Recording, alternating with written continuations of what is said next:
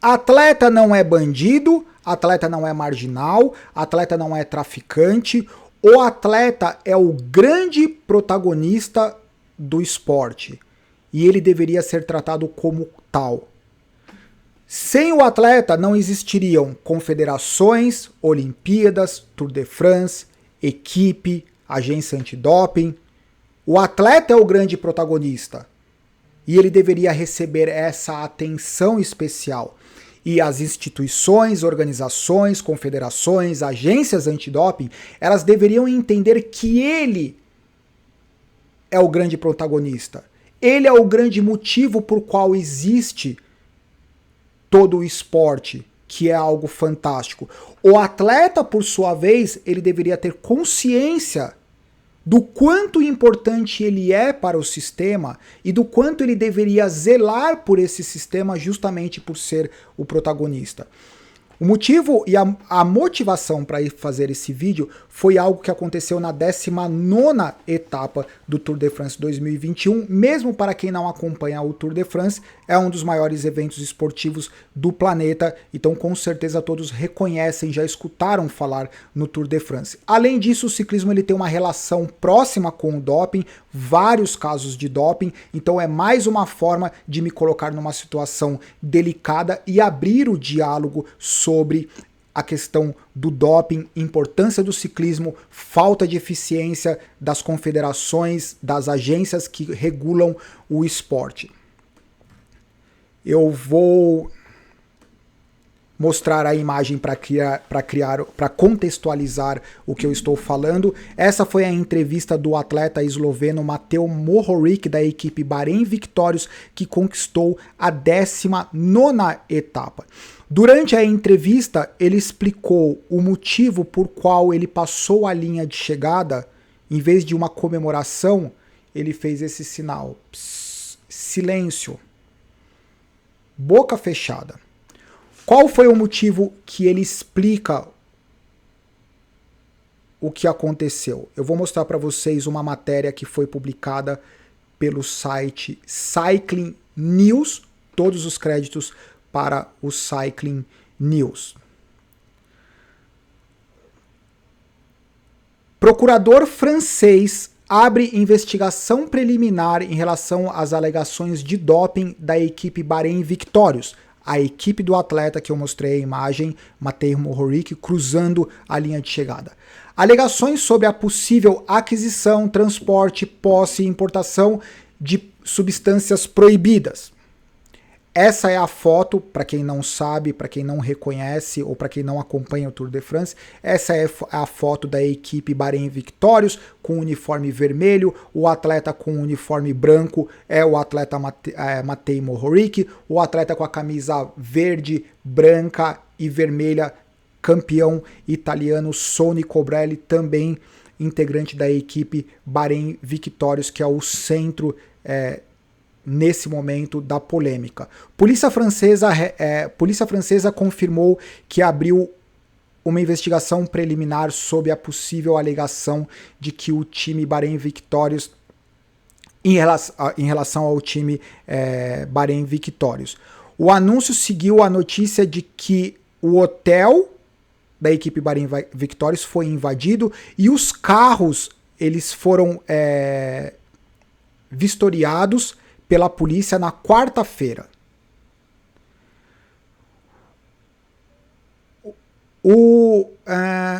A investigação vem sendo conduzida pelo Escritório Central de Luta contra Atentado ao Meio Ambiente e Saúde Pública, responsável por saúde pública em Marseille, onde a investigação foi formalmente aberta pelo procurador público. Polícia confirmou que, como parte da investigação e com a aprovação do juiz, eles conduziram uma procura nos quartos ocupados pelos membros da equipe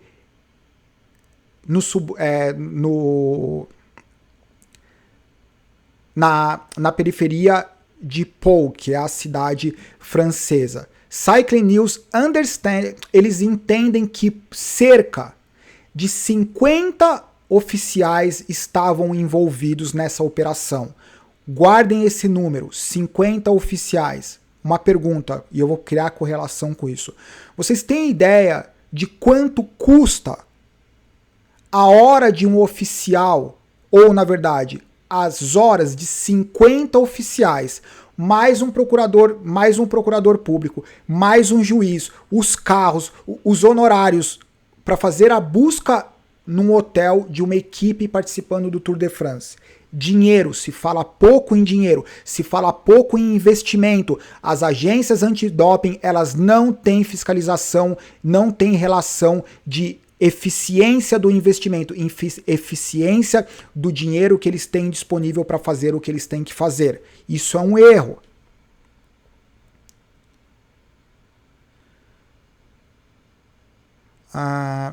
Aqui eu não vou traduzir a matéria inteira. Por favor, visitem o site Cycling News para vocês terem consciência. Entre aspas, eles perguntaram para o chefe de equipe Milan Erzin sobre o que aconteceu. E ele disse: nada especial, nós tivemos uma visita da polícia. Eles perguntaram pelos arquivos dos atletas, eles checaram o ônibus e foi isso. Eles incomodaram os ciclistas por volta de 1 hora e no final eles disseram obrigado. Eles não disseram qual era a razão da visita, mas ele disse que eles saberiam através dos advogados, a equipe diz que eles saberiam através dos advogados mais tarde.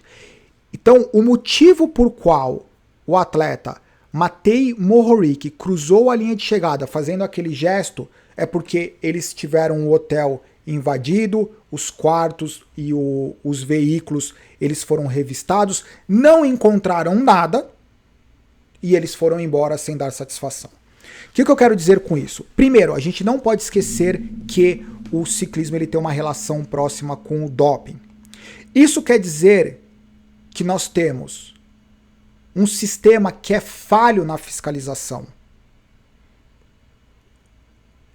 O primeiro parâmetro deve ser: qual é o dinheiro, qual é o orçamento disponível pela agência antidoping e quanto eficiente eles são? E quais são os parâmetros de eficiência? Porque nesse momento a impressão que dá é que o único parâmetro de eficiência é o número de atletas que são pegos por doping durante o ano. O que é um erro, é uma falha, porque isso não mostra eficiência. Quando você pensa numa operação com 50 oficiais para fazer uma busca num hotel de uma equipe, visivelmente essa não é a melhor forma de investir o dinheiro no controle ao doping. Qual é a sugestão? Primeiro, a gente precisa entender alguns aspectos. Diferentes níveis de profissionalismo da base do incentivo ao esporte profissional, como o Tour de France, diferentes níveis deveria haver diferentes metodologias, diferentes cuidados com o esporte. Focando no Tour de France, aonde provavelmente dentro do orçamento disponível, boa parte do dinheiro vai onde estão os maiores eventos, certo? E deveria ser o contrário. E eu vou explicar por que deveria ser o contrário. Do esporte de base ao esporte profissional, deveria haver adequações de qual é a melhor forma de investir o dinheiro disponível. Focando no World Tour, a gente precisa entender que o World Tour são apenas 18 empresas, 18 equipes. Certo? Segundo passo que a gente precisa entender. Quando você passa o foco para fiscalizar o atleta, você tem milhares e milhares e milhares de atletas, com diferentes histórias, com diferentes motivos para se dopar ou não, com diferentes níveis de informação e educação. Isso faz com que seja extremamente complexo você fiscalizar os atletas individuais? Qual seria um método onde você simplificaria, diminuiria o custo e aumentaria a eficiência? Passar a fiscalização, a responsabilidade com penas mais duras para a equipe. E eu vou explicar o motivo para isso.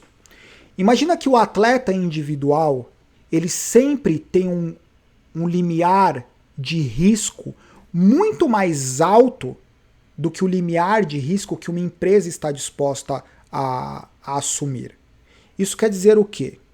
Vamos imaginar um atleta com 28, 30 anos, que está prestes a perder o contrato ou não tem contrato e a última chance dele fazer algo na vida esportiva dele. Ele não tem absolutamente nada para perder.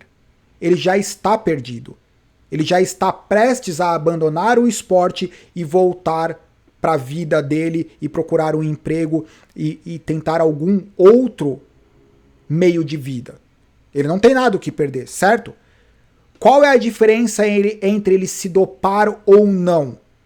É a diferença entre um sucesso ilusório, conseguido através de algo que ele não deveria fazer, mas é a opção que ele tem. E se ele for pego, ele perdeu aquilo que ele já não tinha. Não estou defendendo, não estou falando que é certo, estou sendo realista. Estou pedindo para que vocês transportem para essa pessoa, que talvez não tenha a mesma moral que você, talvez não tenha os mesmos princípios, talvez não tenha as mesmas oportunidades, mas existem essas pessoas. Justamente o fato de você ter que considerar diferentes pessoas, com diferentes históricos, com diferentes possibilidades, você já complica. O limiar desse cara individual, ele é muito alto, porque você não sabe qual que é o limite com qual ele se propõe a usar o doping. Quando você pensa numa empresa, numa equipe, a equipe tem muito o que perder. A equipe tem o que perder em relação a todos os outros funcionários contratados, a todos os outros envolvidos, a própria imagem da empresa, o comprometimento com os patrocinadores. Isso quer dizer que a equipe por si só, ela tende a ter uma fiscalização maior. Por que que eles não têm essa fiscalização? Por que que eles não se propõem a ter essa fiscalização de forma legítima e não da boca para fora?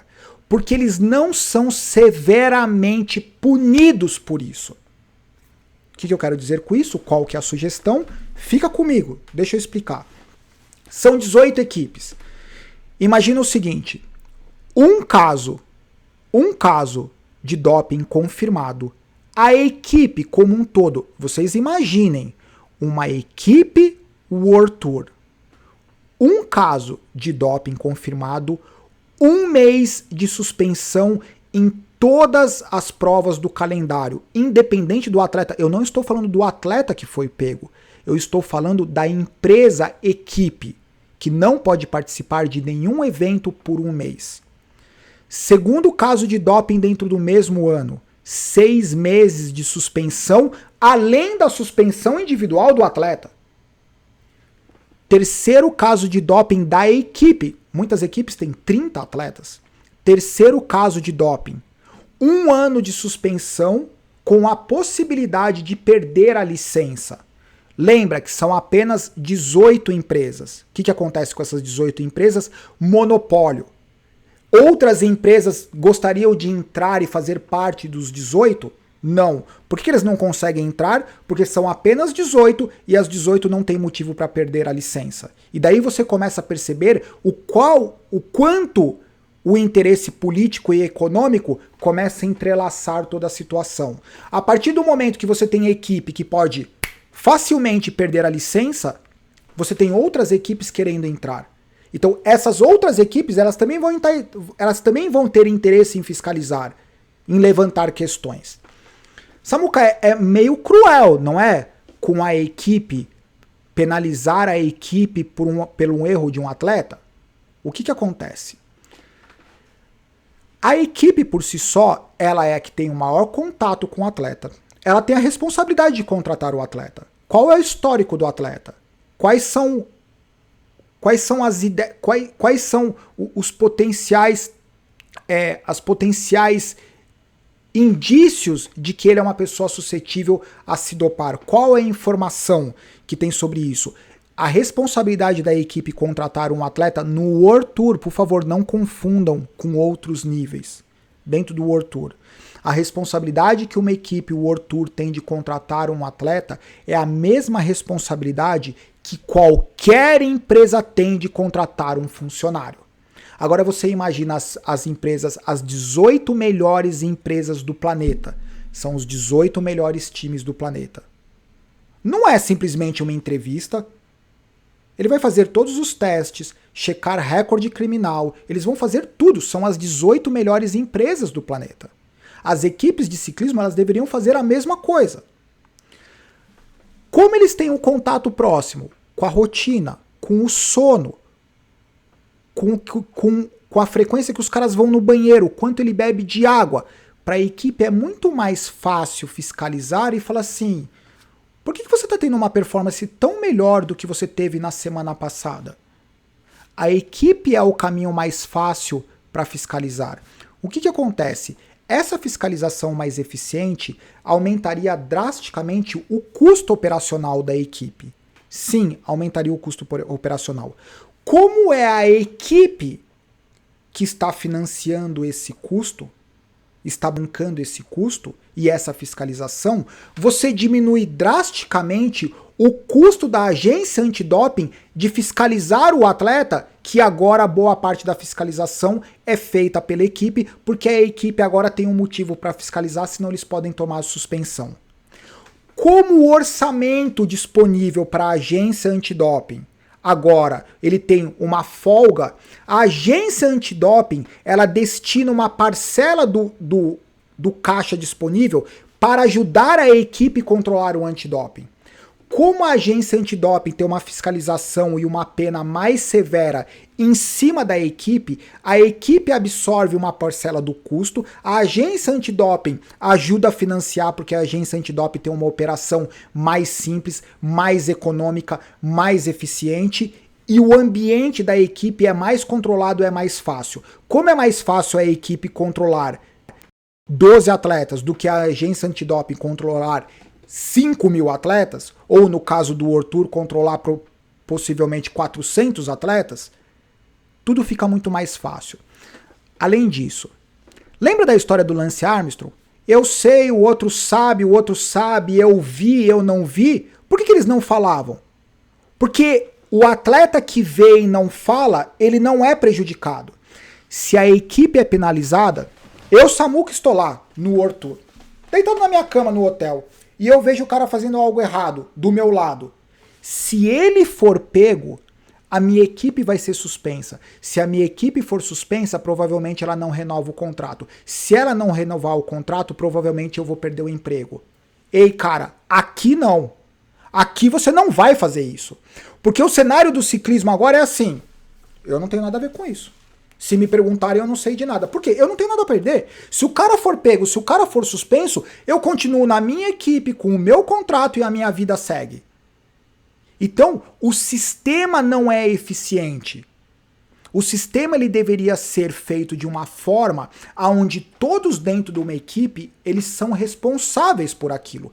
Especialmente quem contrata. Além disso, para não parecer que eu sou bonzinho com o ciclista, a partir do momento que o ciclista tem um contrato com uma equipe, uma parcela do contrato, do bônus, aquela parcela do valor fica bloqueado numa conta e ela só é liberada no encerramento do contrato caso aquele atleta não tenha respondido por nenhum caso de doping.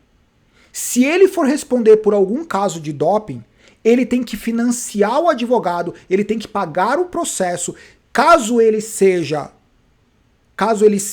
culpado e seja confirmado o caso de doping, ele que pagou. Caso seja confirmado que foi um erro ou que deu negativo, a equipe reembolsa o valor para o atleta. Isso é algo super importante. Isso são apenas algumas sugestões como eu acredito que faria com que o World Tour, por favor, o World Tour seria muito mais eficiente. E eu acho que é isso. Eu conto com a sugestão de vocês, a opinião, a formulação de algo que seja mais eficiente para a gente continuar apreciando o esporte. Eu, particularmente, eu acho uma pena que os atletas eles sejam tratados como traficantes, bandidos, drogados, e eu acho uma pena com que o nosso conceito geral seja ver a performance extraordinária de um atleta e sempre imaginar que é o doping. De novo, eu coloco a mão por algum ciclista? Não, de forma alguma. Mas existe um sistema que está sendo elaborado para que eu me sinta mais confortável em acreditar que as performances são feitas de forma legítima? Não.